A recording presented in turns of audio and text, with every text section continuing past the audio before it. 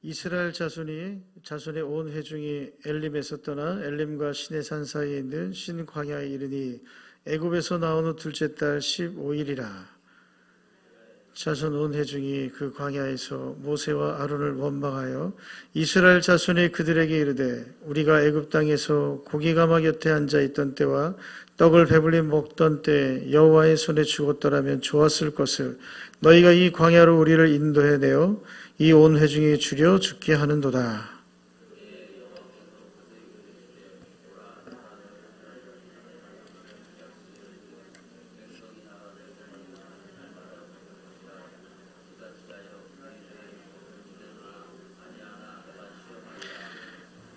여섯째 날에는 그들이 그 거둔 것을 준비할지니 날마다 거두던 것에 갑절이 되리라.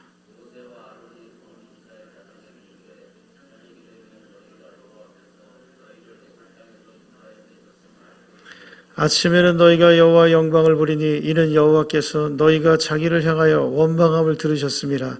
우리가 누구이기에 너희가 우리에게 대하여 원망하느냐.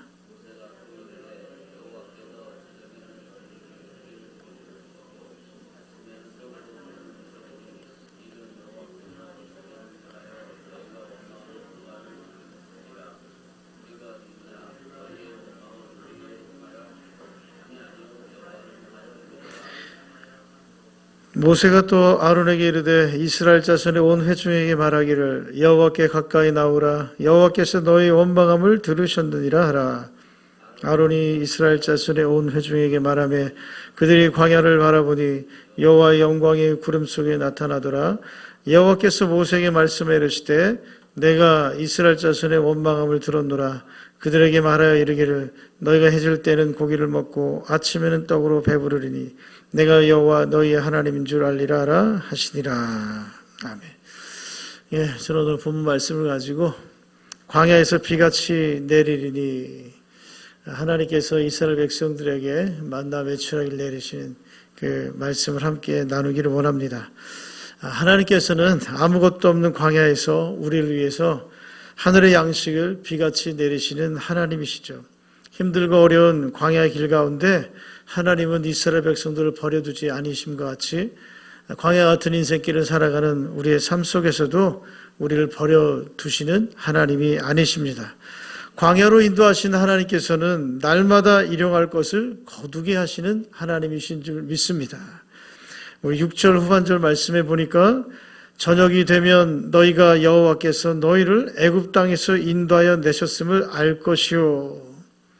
이스라엘 백성들이 주림으로 말미암아 양식의 결핍으로 그들의 모든 생존의 욕구가 충족되지 않은 그때에 자신들의 그런 결핍 가운데 하나님을 원망하게 됩니다.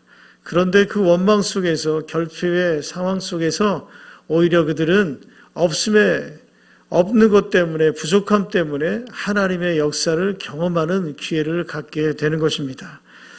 7절 말씀해 보니까 그들의 결핍으로 인해서 어떤 일들이 벌어지냐면 아침에는 너희가 여호와의 영광을 보리니 우리들의 연약함, 이스라엘 백성들의 부족함을 통해서 하나님은 하나님의 영광을 나타내 주시는 하나님이시라는 겁니다. 4절 말씀에 이렇게 하신 이유가 있죠. 이스라엘 백성들에게 이 결핍의 상황 가운데 부족함 가운데 이르게 하신 하나님의 뜻이 있습니다. 4절 말씀에 그때 여호와께서 모세에게 이르시되 보라 내가 너희를 위하여 하늘에서 양식을 비같이 내리리니 백성이 나가서 일용할 것을 날마다 거둘 것이라. 이같이 하여 그들이 내 율법을 준행하나 아니하나 내가 시험하리라. 하나님은 결핍과 원망 속에서 이 광야길 가운데 하나님 없이는 살 수 없는 존재라는 것을 이스라엘 백성들이 깨닫기를 원하셨던 것입니다. 그래서 하나님을 의지하는 삶을 배우기에 가장 적합한 장소인 이 광야 가운데 이스라엘 백성들을 인도하신 것이죠. 이 광야의 삶을 이스라엘 백성들에게 하나님은 허락하십니다. 우리 출애굽기 12장 25절에서 28절 말씀 우리 함께 합독합니다. 너희는 여호와께서 허락하신 대로 너희에게 주시는 땅에 이를 때에 이 예식을 지킬 것이라. 이후에 너희의 자녀가 묻기를 이 예식이 무슨 뜻이냐 하거든 너희는 이르기를 이는 여호와의 유월절 제사라. 여호와께서 애굽 사람에게 재앙을 내리실 때에 애굽에 있는 이스라엘 자손의 집을 넘으사 우리의 집을 구원하셨느니라 하라 하매 백성이 머리 숙여 경배하니라. 이스라엘 자손이 물러가서 그대로 행하되 여호와께서 모세와 아론에게 명령하신 대로 행하니라. 유월절은 약속의 땅에서 지키는 겁니다. 그 애굽을 벗어나는 것은 젖과 꿀이 흐르는 땅으로 들어가기 위함이지 애굽에서 나오는 것만이 목적이 아니라는 거죠. 하나님께서 이스라엘 백성들을 애굽 땅에서 건져내신 이유는 그 유월절을 지키라고 하신 이유는 단지 그들을 자유의 몸으로 노예에서 자유의 몸으로 억압과 속박 속에서 자유함을 주는 그런 사건에 그치기 위해서 그들에게 유월절을 지키라 말씀하신 것이 아니라 하나님의 구원의 약속 그 모든 것들이 이루어진 것을 어디서 구원의 삶 이후에 자유의 삶 이후에 가나안 땅에 들어가서 내가 너희를 어떻게 인도해낸 하나님이라는 것을 기억시키기 위해서 유월절을 지키라고 말씀하신 거라는 거예요. 그러니까 애굽을 벗어나는 것은 젖과 꿀이 흐르는 땅으로 들어가기 위함이지 애굽에서 나오는 단지 그들이 구원받는 것을 목적으로만 하지 않는다라는 것입니다. 많은 사람들이 예수님을 믿고 구원받는 것을 목적으로 생각합니다. 그러나 그렇지 않죠. 여러분 우리의 구원은 출발이에요. 출발. 그래서 예수님을 믿고 우리가 구원받는 것은 그 구원받는 것의 최종 목적지는 어디입니까? 그리스도의 장성한 분량에 이르기까지 우리가 자라나는 것입니다.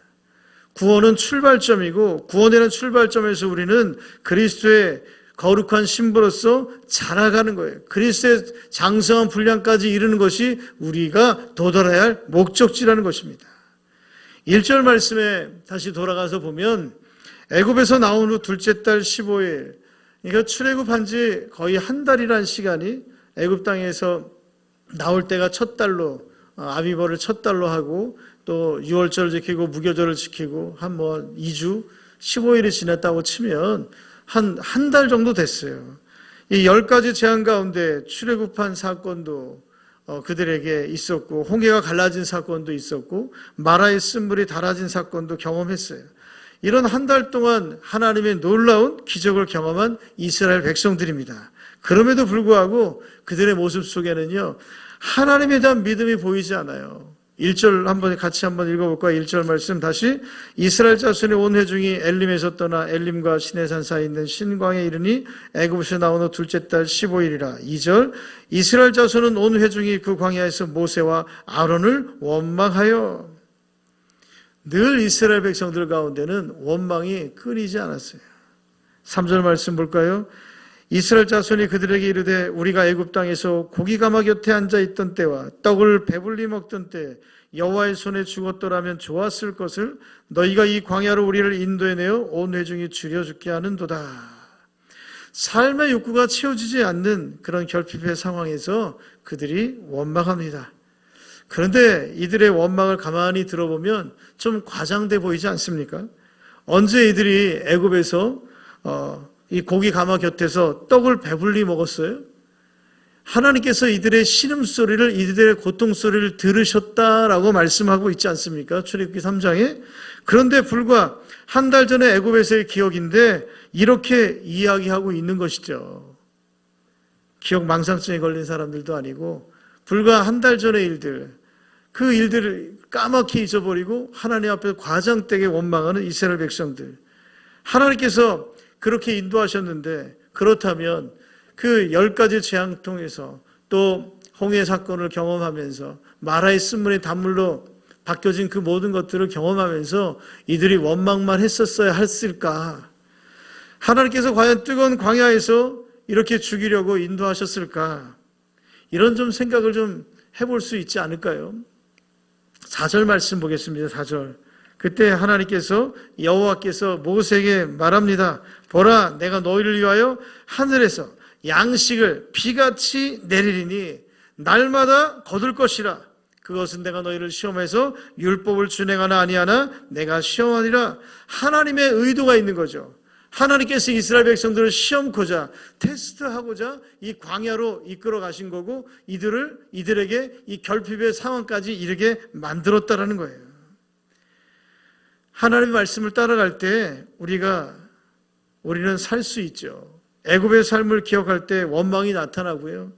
미래의 경험을 해보지 않았기 때문에 우리는 하나님의 약속을 붙들어야 하는 겁니다. 앞으로 다가올 미래에 대해서 일어나지 않는 그 모든 일들에 대해서 우리가 어떻게 알 수 있겠어요?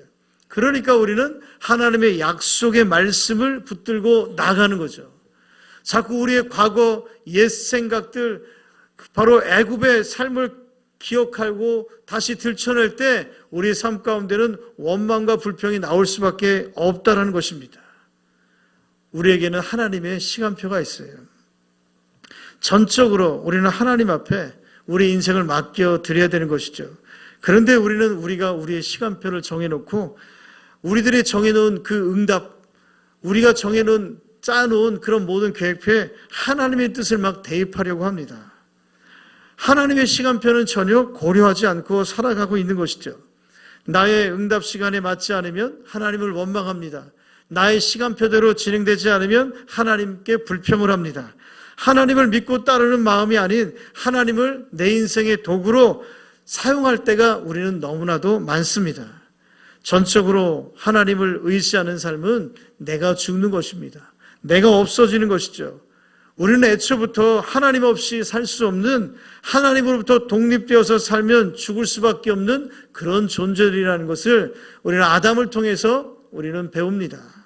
요한복음 15장 6절에서 7절 말씀 가운데 보면 사람이 내 안에 거하지 아니하면 가지처럼 밖에 버려져 마르나니 사람들이 그것을 모아다가 불에 던져 사르느니라. 너희가 내 안에 거하고 내 말이 너희 안에 거하면 무엇이든지 원하는 대로 구하라. 그리하면 이루리라. 나의 시간, 나의 뜻, 나의 감정에 나에서부터 우리는 우리의 시각을 하나님의 시각으로 바꿔야 되고 하나님의 시간표대로 움직여 살아가야 될 줄 믿습니다. 그러므로 우리의 인생에 결핍이 오고 원망의 마음이 찾아올 때일수록 나의 믿음이 약하고 어린아이 같음을 인정하고 생명길로 인도하시는 하나님의 시간표대로 하나님의 인도하심 따라 하나님께서 우리를 인도하고 계신 그 손길을 의지하며 나아가야 될 줄 믿습니다. 오늘 본문 가운데 원망하는 이스라엘 백성들, 오늘 광야 같은 인생길을 살아가는 우리들에게 하나님은 말씀합니다. 첫 번째로 하나님은 광야에서 일하고 계신다라는 거예요. 믿으십니까? 1절 말씀에 그들이 신광야에 이르니 그랬습니다. 하나님께서는 애굽에서 굴욕적인 종의 삶을 살다 죽을 수밖에 없던 이스라엘 백성들을 해방시키셨습니다. 하나님께서 이스라엘 백성의 출애굽을 계획하셨고 모세를 통해서 그 일을 시작해서 불가능하게 보이던 출애굽을 이루셨어요. 누가? 하나님이 하셨던 것이죠. 그 무시무시한 애굽인들의 손에서 자신들을 탈출시킨 하나님의 능력을 체험한 이스라엘 백성들은 하나님께서 우리를 인도하셨다면, 애굽 땅에서 우리를 탈출시켰다면 장정만 60만 명의 우리 모든 가족들, 이스라엘 백성들을 다 정말 배불리 먹이고 온전히 인도하실 수 있도록 온전히 인도하시도록 모든 것들을 준비해 놓고 계셨으리라 기대했겠죠. 그래서 그들은 별 걱정 없이 3, 4일의 양식만 가지고 급히 애굽 땅을 떠났던 것입니다. 홍해를 건너고 사막으로 들어섰을 때, 이 광야로 들어섰을 때 바로 그때 하나님께서 그들을 출애굽시켰지만 광야에서 그들이 경험하는 현실은 막막하게 되었던 것을 깨닫게 됩니다. 물 한 방울 얻을 수 없는 광야였죠. 살아있는 채소나 나무 열매는 눈을 씻고 보려고 해도 볼 수 없는 메마른 광야였습니다. 그들이 경험하는 광야에서 현실은 그들이 기대했던 것과 하나님께서 그들에게 예비해 놓으신 그런 상황과 전혀 달랐다는 것입니다. 그래도 이스라엘 백성들은 설마 하면서 하루를 버티고 이틀을 버티고 한 달을 버텨내었습니다. 그런데 여전히 그들에게 살 길이 보이지 않습니다. 애굽에서 나온 지 한 달이 지났으니까 또 홍해를 건넌 지도 거의 한 달 정도 됐겠죠. 그들이 기대했던 하나님의 기적은 그들이 요구하고 그들이 만족할 만한 그런 현실은 나타나지 않았던 것이에요. 그들이 보기에는 절망의 길이었고 죽음의 길이었습니다. 그래서 이스라엘 백성들은 원망하기 시작했던 거죠. 그리고 죽게 되었다고 울부짖으며 서로를 원망하고 그들의 처지에 여전히 침묵하시는 하나님을 원망했습니다. 그래서 모세와 아론을 향해서 이제 우리가 남은 것은 죽음뿐이다 라고 외치게 된 겁니다. 여러분, 우리의 삶 속에도 이런 막막하고 적막한, 정말 끝도 보이지 않는 그런 광야를 걷는 때가 있습니다. 분명한 것은 하나님께서 우리를 구원하셨고 하나님이 인도해 주시는 길을 가고 있다고 우리가 믿고 있음에도 불구하고 우리의 현실 속에서 살 길이 보이지 않아서 이 광야를 건너고 있는 때와 같은 때가 너무너무 많다라는 것입니다. 적어도 매일매일 필요한 것들이 있지만 또 그것을 전혀 공급받을 수 없는 광야의 이 현실 앞에서 우리는 절망합니다. 그러나 하나님과 함께하는 길인 줄 믿습니다. 광야에서도 하나님 우리를 위해서 역사하고 계시고 광야에서 하나님께서는 우리에게 길을 만드시고 강을 만드시고 우리를 위해서 최선을 다하여 일하고 계시는 하나님이신 줄 믿습니다. 그래서 4절 말씀 가운데 하나님 어떤 하나님? 절망 가운데서 말씀하시는 하나님이심을 믿어야 된다는 거예요. 4절에 하나님께서 어떻게 합니까? 그때에 광야길 가운데 원망하는 그때 여호와께서 모세에게 이르시되, 그렇습니다. 절망감에 빠져 원망하다가 원망할 힘까지 빠져버린 이스라엘 백성들 하나님은 버려두지 않으셨습니다. 그때 하나님께서는 그들의 삶 가운데 개입하시고 절망 가운데 소망의 말씀을, 약속의 말씀을 주고 계십니다. 오늘도 하나님은 갈 길 모르고 어떻게 할지 모르는 인생들에게 말씀으로 개입하십니다. 그러므로 하나님의 말씀에 생명의 길이 있는 거예요. 우리의 살 길이 있는 줄 믿습니다. 여호와는 나의 목자시고 나를 소생시켜 주시고 내 머리에 기름을 바르시는 치료의 하나님이시고 위로의 하나님이신 줄 믿습니다. 그러므로 절망적인 상황일수록 앞이 전혀 보이지 않을수록 하나님이 우리를 위해서 하시는 하나님의 말씀에 귀를 기울여야 하는 것입니다. 왜냐하면 말씀이 생명이기 때문이죠. 하나님이 주시는 말씀을 듣는 것에 우리는 주목해야 하고 말씀을 듣지 않으면 우리는 절망하고 원망할 수밖에 없습니다. 우리는 힘을 다해서 우리에게 주신 하나님의 말씀에 귀를 기울여야 합니다. 세밀한 음성을 듣는 주의 백성이 될 때 하나님께서 하나님의 기적은 말씀을 듣는 것에서부터 시작되는 것 아니겠습니까? 바로 하나님의 말씀이 기적인 줄 믿습니다. 시편 119편 105절 말씀에 주의 말씀은 내 발의 등이요 내 길의 빛입니다. 시편 119편 50절 말씀에도 이 말씀은 나의 고난 중에 위로라. 주의 말씀이 나를 살리셨기 때문이니다. 하나님의 말씀이 우리를 살리는 거예요. 앞도 안 보이고 뒤도 안 보일 때 여러분 우리는 더욱더 말씀에 귀를 기울이고 말씀에 집중해서 나아가는 삶이 되어야 될 줄 믿습니다. 예레미야 15장 16절 말씀에도 만군의 하나님이 여호와시여 나는 주의 이름으로 일컬음을 받는 자라 내가 주의 말씀을 얻어 먹었사오니 주의 말씀은 내게 기쁨과 내 마음의 즐거움이오나. 할렐루야. 하나님의 말씀이 내게 기쁨이 되고 내게 즐거움이 되는 것입니다. 그러므로 말씀은 문자만이 아니에요. 말씀은 하나님의 인격이고 하나님의 성품이고 하나님의 능력인 줄 믿습니다. 그래서 하나님께서는 오늘 귀를 기울이는 자, 하나님께 집중하는 자, 하나님의 전능하심을 믿는 자, 하나님의 권능을 믿는 자, 하나님께 귀를 열고 듣기 원하는 모세에게 말씀하고 계시는 거예요. 4절 말씀에도 모세에게 이르시되 또 11절 말씀에도 여호와께서 모세에게 말씀하여 이르시되, 그렇습니다. 모세에게 말씀을 주어 이스라엘 백성들에게 아론에게 듣게 하셨듯이 오늘 하나님께서는 여러분들 가운데 이 예배를 통해서 말씀하시고 주의 종을 통해서 말씀하시고 말씀을 통해서 성경 읽는 그 순간에 말씀하여 주실 줄 믿습니다. 복 있는 사람은 주야로 묵상하는 자로다. 하나님의 말씀을 묵상하는 자로다. 여러분 그런 자가 시절을 쫓아 과실을 맺고 그 잎사귀가 마르지 않같이 물가에 심기운 나무 같은 그런 복된 삶을 허락해 주시는 겁니다. 오늘도 할 수 있거든. 아니, 하나님의 말씀이 생명인 것을 깨닫고 말씀과 가까이 하는 여러분들이 되시기를 축원드립니다. 세 번째로 하나님은 어떤 하나님이십니까? 광야에서 공급하시는 하나님이에요. 원망과 우리의 결핍, 우리의 부족함 가운데 하나님은 채워주시는 하나님이심을 믿으시기를 주의 이름으로 축원드립니다. 그래서 4절 말씀에 비같이 내리니 일용할 것을 날마다 거둘 것이라. 아멘. 8절 말씀에 여호와께서 저녁에는 너희의 고기를 주어 먹이시고 아침에는 떡을 넣어 배불리시리니. 믿으십니까? 하나님은 조석으로 저녁과 아침으로 우리를 배불리 채우시는 하나님이시라는 거예요. 무엇을 말씀합니까? 하나님은 일용할 것을 날마다 우리의 필요를 하시고 우리의 필요를 채워주시는 하나님이시라는 거예요. 사막을 건너는, 이 광야를 건너는 수십만 명의 양식이 사막에 있을 터이 있겠습니까? 그 광야를 통과하며 매일 양식을 얻는 것은 불가능한 일입니다. 그런데 하나님은 하나님의 방법으로 그 광야를 통과하는 이스라엘 백성들에게 필요한 양식을 매일매일 순간순간마다 공급하셨어요. 이스라엘 백성들은 저녁에 메추라기를 잡아 자신들에게 필요한 양질의 단백질을 공급받을 수 있었고, 아침에는 이슬이 진 사면에 덮이고 그 이슬이 마른 후에 이스라엘 백성들은 만나를 거둬 먹을 수 있었습니다.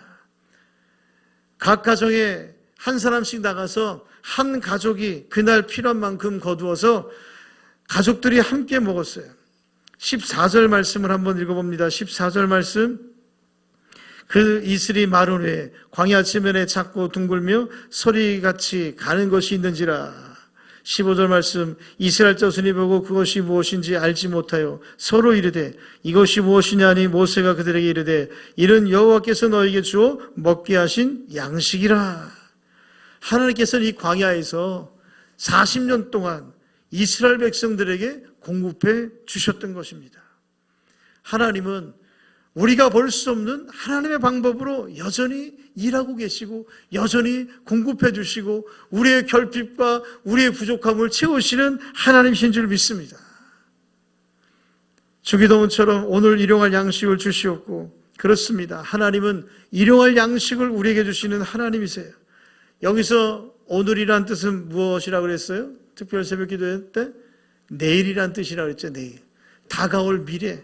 우리가 살아갈 날들, 다가올 그런 모든 날들 가운데 하나님은 일용할 양식, 꼭 필요한, 매일매일 필요한 것들을 우리에게 허락하시는, 공급해 주신다라는 뜻을 담고 있다고 말씀 나누었어요. 필요를 채워주시는 하나님께서 아침에 취할 것과 저녁에 취할 것도 고려해서 하나님은 메추라기와 만나를 공급해 주셨어요. 히브리서 4장 16절 말씀. 그러므로 우리는 궁일하심을 받고 때를 따라 돕는 은혜를 얻기 위하여 은혜의 보좌 앞에 담대히 나아갈 것이니라. 때를 따라 돕는 은혜를 주시는 그 하나님 앞에 우리는 담대히 나아갈 자격을 얻은 자들입니다. 그렇습니다. 하나님은 광야에서 매일매일 허락하십니다. 16절 말씀에 뭐라고 하냐면 먹을 만큼, 19절 말씀에 아침까지 남겨두지 말라. 만나는요, 하루하루를 위한 양식이었다라는 것입니다. 많이 거두어들여도 다음 날에는 사용할 수가 없습니다. 그 다음 날을 위해 남겨두었던 것에 벌레가 생기고 냄새가 나서 도저히 다음 날 먹을 수가 없었습니다. 그래서 그들은 자연히 매일 자신의 가족들이 필요한 만큼만 거두어들였던 것입니다. 우리는 하나님께서 단번에 우리가 죽을 때까지 전혀 걱정하지 않아도 될 만큼의 것들을 공급해 주기를 원합니다. 그러나 그것은 하나님의 뜻이 아니라는 것입니다. 이 땅에 사는 우리에게 하나님은 우리가 오늘 필요한 만큼만 공급해 주시는 하나님이에요. 여러분, 매일매일 주님께서 주시는 것에 만족하는, 자족하는 하나님의 백성들이 되시기를 축원드립니다. 이렇게 공급하시는 받는 훈련을 하나님은 광야에서 받게 하신 거예요. 아무것도 없는 그 광야에서 하나님 우리를 시험코자 하셨다라는 것입니다. 그래서 내가 너희의 하나님이다. 내가 너희를 인도한 하나님이다. 나는 약속을 지키는 하나님이라는 것을 그들에게 가르쳐주고 싶었던 것이에요. 이런 글이 있어요. 저는 광야대학 고생과에 다니는 학생입니다. 저는 아직도 이 학교에 다니고 있습니다. 성적이 별로 좋지 못해서 입학한 지 오래됐지만 아직 졸업을 못하고 있습니다. 총장님은 하나님이신데 대충 넘어가시는 일이 절대로 없으신 분입니다. 그래서 컨닝하는 것도 불가능하고 시험 볼 때 누군가의 도움을 받을 수가 없습니다. 광야학과의 교과서는 성경입니다. 교과목은 기다리는 훈련입니다. 포기하는 훈련입니다. 깨어지라는 훈련이고 내려놓는 훈련이며 순종하는 훈련입니다. 그리고 위로부터 주시는 능력으로만 살아가는 훈련입니다. 지금 내가 배우고 있는 과목은 버리기입니다. 욕심을 버려야 하고 고집을 버려야 하고 내 생각도 버려야 하고 인간적인 모든 수단 방법도 버려야 합니다. 그런데 저는 매일 낙제를 해서 이렇게 졸업을 하지 못하고 있답니다. 그러나 이번에는 합격하리라 결심을 하고 도전해보고 있습니다. 합격하는 자에게는 졸업 선물이 주어지겠지요. 소망, 기쁨, 문제기라는 은혜의 선물이 주어질 것입니다. 나는 그 선물을 받고 싶습니다. 그리고 고생과를 졸업하고 헌신과에 들어가서 새로운 삶을 살았으면 좋겠습니다. 하나님 이번 한 번만 한눈 질끔 감아주시고 합격하게 해주세요. 여러분도 이런 심정이시죠? 그렇습니다. 광야의 삶은 축복입니다. 예전에 지금은 소천하셨지만 하용조 목사님이 쓰신 그 소책자가 있어요. 거기 보니까 광야의 삶은 축복입니다. 그런 제목의 소책자가 있는데 하여간 내용들은 아마 이 내용인 것 같아요. 하여 잊어먹었는데 제목만 생각이 나는데 광야의 삶은 축복입니다. 그런 것 같아요. 하나님은 이 광야의 삶을 통해서 우리에게 버려야 할 것들, 채워야 할 것들, 그리고 순종해야 할 것들을 하나님은 하나하나 가르쳐 주십니다. 염려하지 마시고요. 우리를 인도하시는 분은 하나님이심을 믿으시고 그분이 우리를 훈련시키시고 우리를 걸어가게 만들고 계신 줄 믿습니다. 하나님의 사랑은 어제나 오늘이나 영원토록 동일하지 않습니까? 광야로 우리를 부르신 하나님이 그곳에서 우리에게 말씀하심을 듣게 되는 것이 축복이라는 것입니다. 그리고 우리의 필요를 아시고 날마다 공급하시는 하나님의 경험을, 하나님의 놀라운 역사를 경험하는 그 광야가 여러분 축복의 장소라는 것입니다. 광야로 부르신 하나님이 오늘도 우리에게 말씀하여 주십니다. 귀를 여시고 날마다 우리에게 말씀하시는 하나님의 말씀을 들으시고 매일매일 공급하시는 만나와 매출하기로 여러분 하나님 앞에 나아가는 주 백성들 되시기를 축원드립니다. 원망하지 말고 인내하시기 바랍니다. 현실이 광야 같을지라도 우리가 가야 할 곳은 가나안이지 않습니까? 하나님을 온전히 믿고 따라가십시오. 일희일비하지 마시고 하나님은 인자하시고 공평하십니다. 그리고 하나님은 우리 인생의 시간표대로 역사하고 계시는 하나님의 시간표대로 나아가시는 그래서 우리 인생의 주권을 그분께 내려놓아야 하는 것입니다. 오늘도 광야에서 하늘의 양식을 비같이 내리시는 그의 하나님을 바라보시고 나아가는 여러분들이 다 되시기를 주의 이름으로 축원드립니다.